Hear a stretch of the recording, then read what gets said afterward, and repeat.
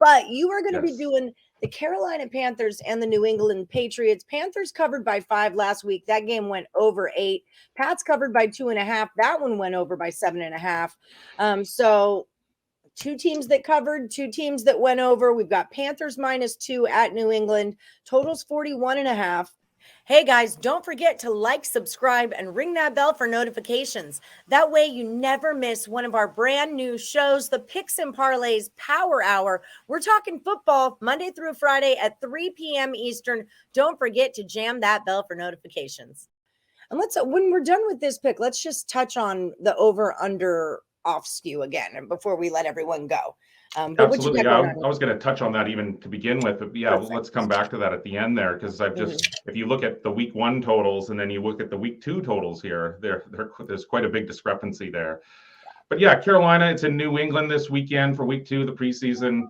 So remember, we only have 3 weeks of the preseason now. We used to always have 4, and then in week 3 was the week where the veterans and the starters saw the majority of the time. And so I guess week 2 is sort of like what week 3 used to be before. So, I mean, if that's the case, Carolina has to be liking its chances here. It won 23-21 at Washington last weekend.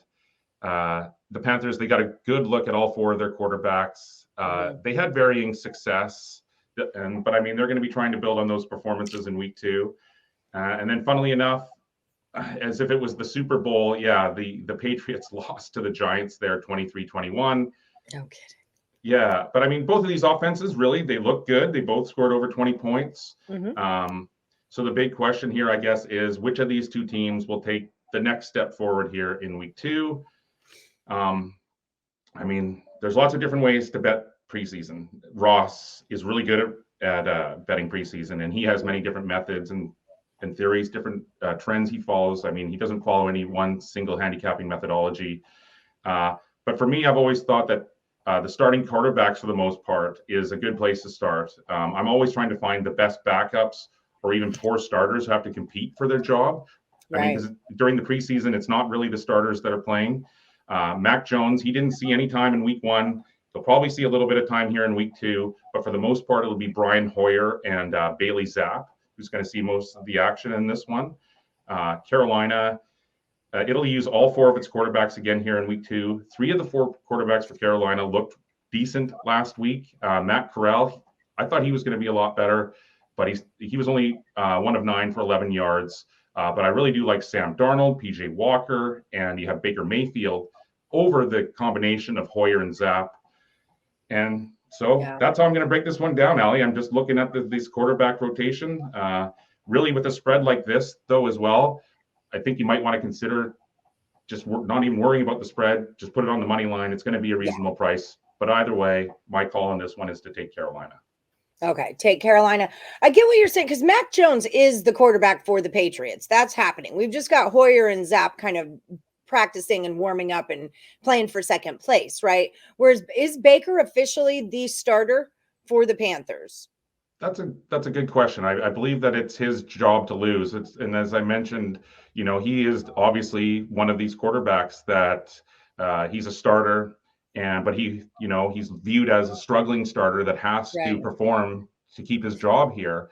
I think that they'll go with Mayfield to start with, unless he just completely stinks it up over the next 2 weeks. But I mean, Darnold's right there in the wings. Darnold had experience there last week, and Darnold will be vying for that position. And so that's what makes this play really strong, I think, this week. Yeah, that was kind of the point I was alluding to, was I like when you've got that competition going on, that they're playing for something. We might not, be playing to win the Super Bowl right now, but we're playing to get a job, and that's pretty good motivation right now. So I'm with you on this. I like the Panthers -2.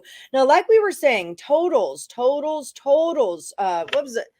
14-3 to the over or something. It was something crazy. Exactly. And so I mentioned to a lot of people the main guys in my Discord over at the Insiders Room there, we were talking about that because, when you looked at the Hall of Fame game total, you look at those week 1 totals, they were all extremely low. And of course, the Hall of Fame game went over. And as you've just mentioned, however many games went over the number there. And so we were talking about that. We were expecting, that the week 2 totals would be 5 and 7 points higher. And that's the case. We're seeing up to 42, 43 in some of these games. Yeah, That's a big deal. And I mean, I get that, but like we said, both of these teams scored 20 points last week. But do you think now that the odds makers have just overinflated that, knowing that the betting public really likes to take overs, knowing that we all just saw overs last week? I mean, is this just an under week?